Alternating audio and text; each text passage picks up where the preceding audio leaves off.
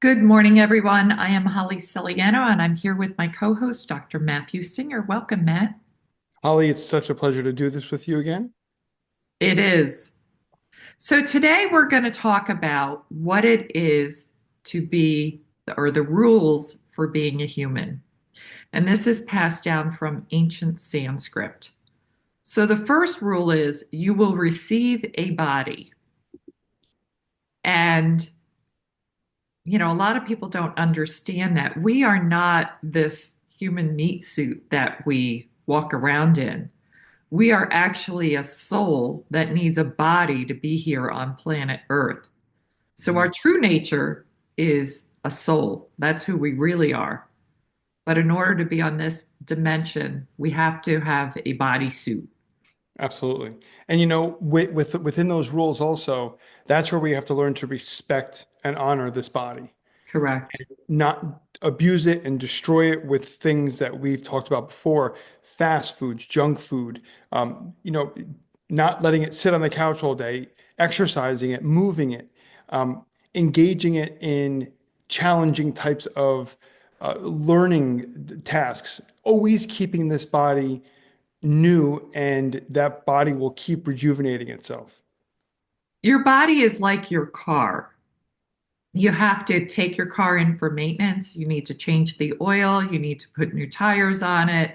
You need to keep up with the maintenance. And your body, if you're not putting the right food in it, if you're not exercising it and moving it, your body starts breaking down like a car will if you don't take care of it.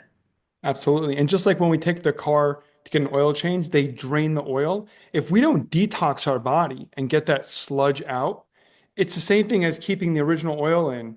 It's eventually going to destroy the car. If we don't get the toxins out, it's going to destroy the body. Absolutely. I mean, it's really honoring this body that we have while we are on this planet. And Absolutely. when you honor it, you realize it's a gift, this body, and we want to take care of that each and every day. Absolutely. That's why I recommend to our viewers, look in the mirror every day before you get in the shower, after you get out of the shower, and just thank every part of your body. Just look at it and thank it. Far too many times people will say, "Well, I don't want to look at my body. I don't like the way it looks." And I say to them, "Well, you can't change it unless you look at it and love it." Right. And it takes discipline to change your body. Yes, it does. So we're in a brand new year. We could start off this year doing the things we need to do to be where we want to be. Because if you Absolutely. don't like something, then you need to discipline yourself to get to where you want to be. And what's interesting, Holly? It takes discipline to maintain your car because there's a lot of people who don't maintain their car. I have a Mhm. lot of friends who own shops, and I was blown away where people bring their car in for an oil change after 50, 60, 70,000 miles. They just don't do it. And then they wonder why everything is shot in their car. Right. It's so easy, like you're saying, to take for granted our body and not take care of it. Yes, exactly. I mean, it's really important. It's also interesting. I have friends that are a dentist, and they were saying people don't come in and clean their teeth. Like they don't brush their teeth on a daily basis. Like they come to them and they're like the periodontal disease is astounding. Like, how do you not brush your teeth? Like these are simple maintenance things. Absolutely. And the talking about the body, the teeth are one of the most sacred parts of the body because Hmm. every tooth connects to an organ.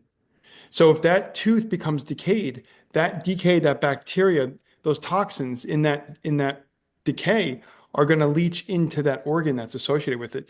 I'm sure you probably heard this from the movie The Root Cause, that 90% of every case of breast cancer in females was connected to a root canal on the same side.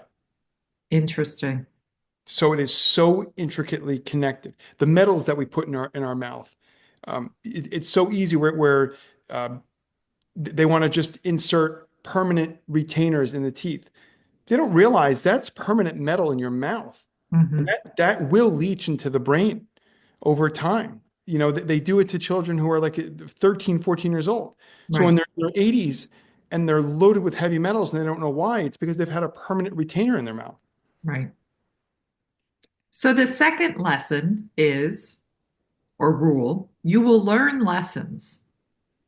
And that's really why we're here. We are here for learning lessons.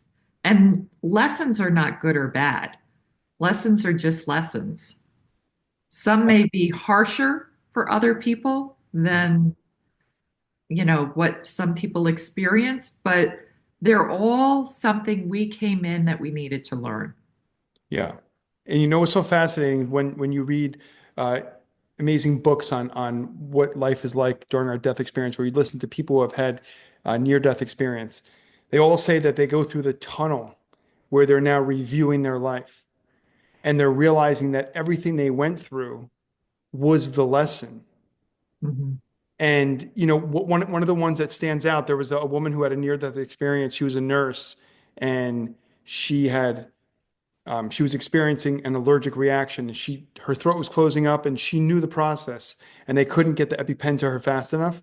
So she had a near-death experience. She went through the white tunnel. She was greeted by her angels, and she was starting to be shown her life review. And she said she remembers talking to who she thought was God and said, God, where were you in my life when I had this struggle and this struggle? So this angel puts up this video of this one scene that she said she didn't even remember. And it was a scene where she was in a grocery store and she had lived a rough life. She was a single mom raising two children. And she was in a grocery store and she saw a woman in front of her with two children. And she just looked so flustered. And she was trying to find her wallet. She couldn't get out. And the woman stepped forward and just paid for her groceries. And, the woman in front of her said thank you and everything. And she thought nothing of it. So she said to the angel, why are you putting this up here? Said, well, let me fast forward. Here's what you didn't see. You inspired that woman so much that she went on to start a program for single women with children to empower them, to know that they're the power, that they're the way, and that they can do anything. And it went on to change and bless so many lives in humanity. So that was the biggest picture that I got from it. And then that this woman who had the NDE got from it as well is that there's so much more that we don't know. A little smile that you gave to somebody that you forgot, and it changes their life and other people's lives as well. It was a huge lesson for me. That's awesome. We don't realize like those small little things that we do will have such a huge impact on somebody's life. Incredible. Just the tiniest gesture of kindness can change somebody's life just because most people don't feel they matter. So when a complete stranger shows you kindness, it's like you matter. Absolutely. And just in case you never heard it, I completely honor and appreciate you. Thank you. And you as well. So the third rule is there are no mistakes, there's only lessons.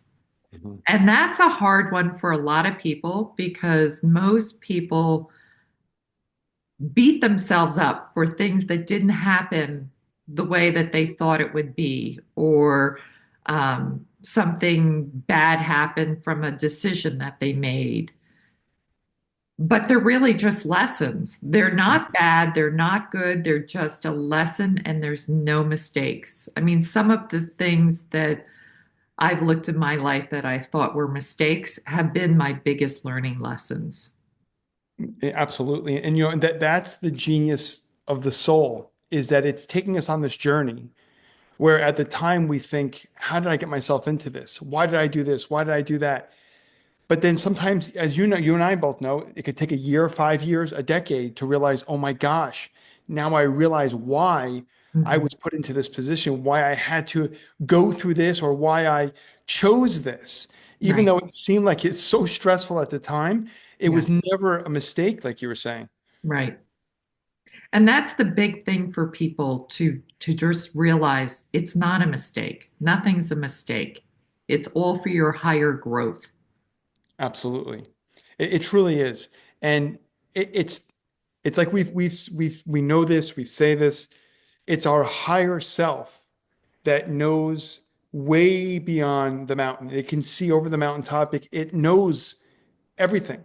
It's the ego that only sees 2 feet in front of us. Right. So when we truly trust that what's happening is happening for a reason, then what's happening is supposed to be happening. Right. And that's what I shift into from things that I have experienced in my life that when something is bad, what we deem as bad, it's like, okay, so there is something happening. This is happening for a reason, for a lesson. I might not get it right now, but down the road, I'll understand it. And then you get in the flow with it instead of resisting it or fighting it or, beating yourself up over it. It's like, okay, I'm at ease with this. I might not like it, but I Yeah. flow with it and I'm at ease with it. So this is a good topic because I've heard this, and I'm sure you've heard this so many times and time in my life. I've heard it. I'll be talking to somebody at like some function or a party, and they'll be telling me about what they used to do. Like they'll tell me what they're currently doing, how they don't like it, but they'll say, "But I used to own this company and made $18 million a year, and then my partner sabotaged me, stole all the money, and lost everything." So and they're living in that regret. Like it was a mistake doing this. It was a mistake. And they're not in the place to hear it. But you and I, if we were to dissect that, we know there's no mistake. We know that they attracted that for a reason. There's a divine reason why they brought that into their life. Right. Absolutely. And then So I've heard many stories of people that were multimillionaires, lost it all, but then went and got it back and became absolutely. wealthier. So, You're wealthier. Exactly. right, So it goes to show that some people can have that happen and then they get stuck there. Other people have that happen but they change the way it means. They see it as a blessing, and then they come back to make it back twofold, right, tenfold what they were making. right. So the fourth rule is a lesson will be repeated until it is learned. And if you've noticed in your life, I know I have in my life, I've had lessons over and over, but they get harder if I haven't learned the lesson. Like Absolutely. the lessons become more harsh Hmm. until you get it. And sometimes that's what you need to finally wake up and get it and say, okay, I'm not doing that again. I've got it. And then you may get tested to say, do you really have it? Let's see. Absolutely. It's so true. And this is probably, the topic that you and I have talked about the most that makes the most impact on all of us is that we could be living an entire theme. People could say, my whole life is this, or how come I can't find the right spouse, or how come I keep getting into the wrong relationships, or how come I've been divorced 10 times, or how come this, how come that. So the lesson that they need to extrapolate from that relationship has not been mastered. Correct. So their inner being keeps getting them back and back and back into that same lesson, but their ego is just not letting them see it, or the ego keeps Right. saying, why? Because the ego is not letting the heart, the soul speak. Right. Powerful, right? That is very powerful. And I know that's a hard one for people to grasp. But if Hmm. you're stuck with the same things keep happening to you in your life, it's because you haven't learned the lesson. Absolutely. So, be aware enough if you're having the repeat of something else. Why? Start asking questions. Why is this happening? What am I to learn from this? How can I move beyond this? And then start analyzing all the similar lessons you've had leading up to that one and see the connection of what they were all teaching you. Absolutely. Because once we go within and Hmm. we truly understand what it means to us, why we're experiencing it, then we'll truly understand the blessing of why we brought it in. And then there's no more need for it. It's like that. It's like the way we look at it. When you love it, you let it go. Once you've understood it, now you fall in love with yourself and now you don't need that lesson anymore. Right. And that's another important thing is love these lessons. Like don't be mad or angry or have resentment and hold grudges. Just love them and thank them for teaching you that you got it that you can graduate from that lesson. Yeah, you're going to have another lesson, but as you get older, sometimes the lessons become less and less because you get into mastery. It's so true. It's so powerful. It is. So the next rule is learning lessons does not end. So So we keep thinking, okay, I got it. I'm good. I can just like cruise through the rest of the life of my yeah, life. No, you're just, we're here to keep learning lessons no matter what our age is. yes. And it's the thing I love about life is it's kind of like those books that have multiple endings, right? You could read this, go read this chapter here for this ending or this for this ending. That's how our life is. We take this path and then we decide, do I like this? And then this brings us into this other part of it, and then this other chapter of it. So life is always evolving, and that's how it's designed to be. It's always evolving. That's why we don't ever want to resist the process of life. We don't want to think, well, let me just stay where I am. We don't ever want to stay where we are. We want to keep evolving, right? Correct. For the growth of what the soul is yearning for. Yes, So that's why there is no ending to a lesson. There's just new evolutions to it. correct. And through the power of our intention, we can make those lessons easy. They don't have to be harsh. We can have an intention that the lessons to learn to grow, that they come with ease and grace. They Hmm. don't have to be harsh. They don't have to be, bankrupting you or, having you tossed on the street. You can Absolutely. you can program it with your intention how those lessons will show up. I know I've talked about this before, but I used to think I had to go through pain to learn a lesson. So I kept setting myself up for all these painful things to happen. And then, it'd be so painful that I'm like, oh, I get it, and then I'd fall down really deep and then just, go within and then I'd rebound higher. Yes. And I realized I don't have to do that anymore. I can have my lessons come with ease and grace and still have the same amount of growth. Absolutely. And to your point, that makes me think about conversations with God when Neil Donald Walsh was talking about his life in when he was literally living on the streets, and he had said that he had in an interview he had basically his ego, he was fighting his ego was fighting his higher self for so long. He was so stubborn with allowing the higher self to come through that it drove him to the point of getting kicked out of his apartment and living on the streets for a year until he said he finally reached that point where he surrendered. Yes. So you're right, it doesn't have to be like that.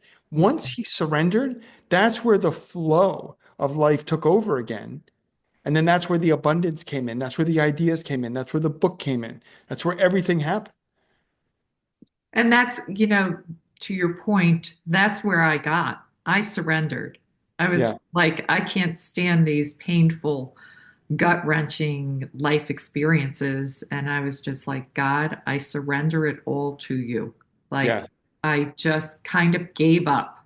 I stopped fighting and resisting and just surrendered. And then things have gotten much more in flow and in sync.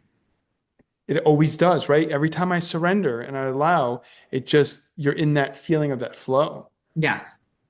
I have a real quick story about that. It just happened, so it's just such proof of the higher power of God. And so my wife's aunt lives in St. Louis, and that storm that just came through the Midwest. So they got about 12 inches, and then they had a covering of ice.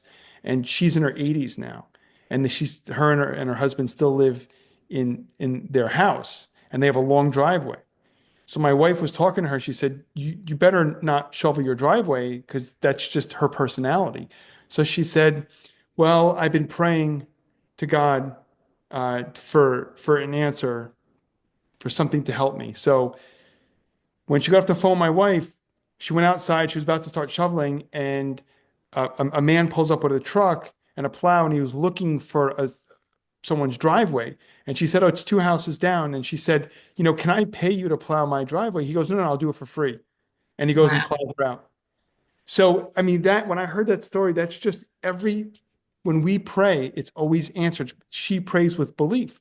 She just Right. knew it was going to happen. Absolutely. And then the next rule is there is no better than here.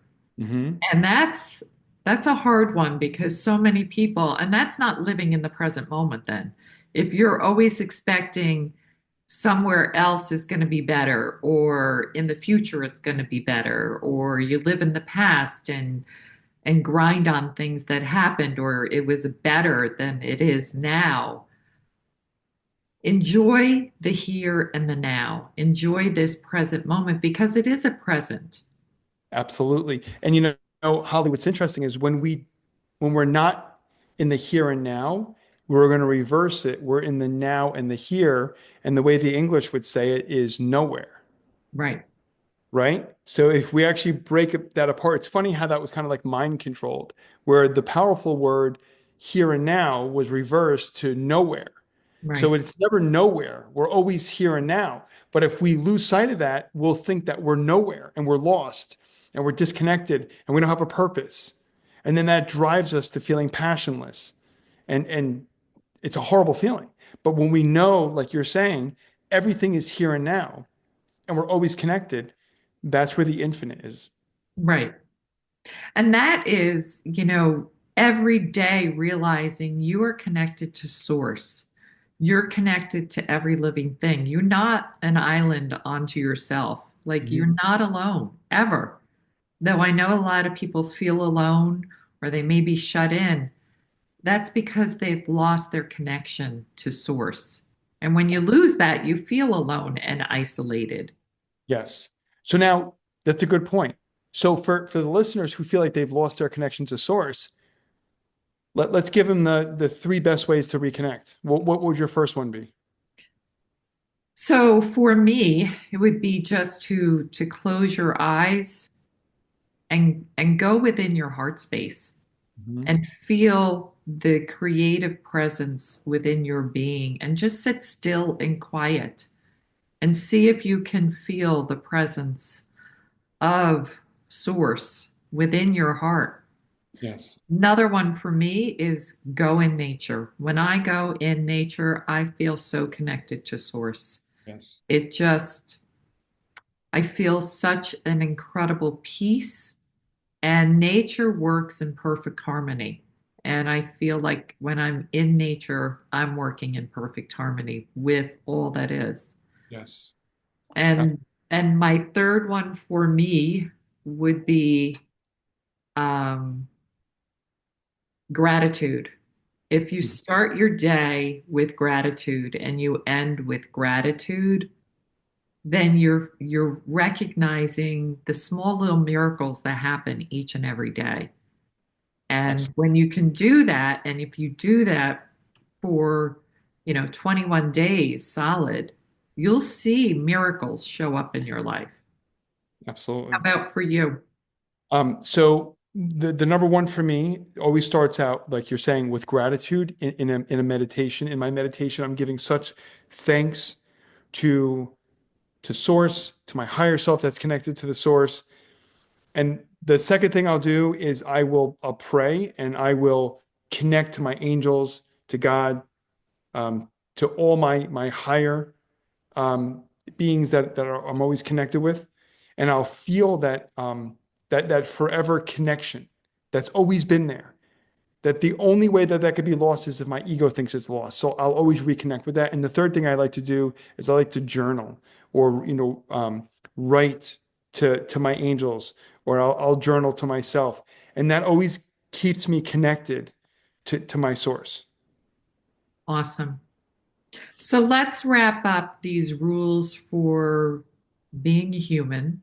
And what would you do a wrap up for? So what we see here we know that it started with the body, but the other five that we went over were all about lessons. So the biggest wrap up is to understand A, we can't take ourselves too seriously. B, we have to love every moment. C, we have to enjoy the little things because the little things make the big things big. Mhm. And then we have to see that everything that we've been through, it's one big lesson designed for us to just remember our power. Right. What about for you? So the wrap up for me was learning through my life that there's no mistakes. It's Mhm. just lessons and they keep getting repeated until we learn the lesson and we can move on. And that I have the power within me how I choose to have those lessons come, whether they're going to be harsh, whether Yeah, they're going to be easy. You can even have lessons show up in a joyful way that you learn through joy. You don't have to learn through pain.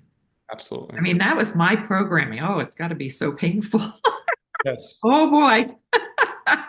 Change that one. I realized I don't have to do that. I can do it Absolutely. through joy and ease and grace and gratitude and still get the same lesson. It's so true. And you know what's interesting when you talk about that subject of pain, I mean, that was old programming. That's where my grandparents and their grandparents came from. Oh, it's a struggle. You got to work so hard. Right. That's old programming. Yes. Yeah.